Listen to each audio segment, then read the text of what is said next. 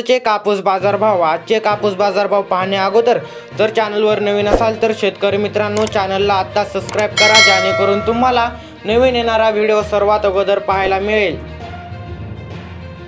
समिती देऊळगाव राजा येथे आवक 2500 क्विंटल आलेली असून किमान दर 6600 तर कमाल दर 7405 रुपये प्रति क्विंटल व सर्वसाधारण दर 7375 रुपये असा मिळत आहे।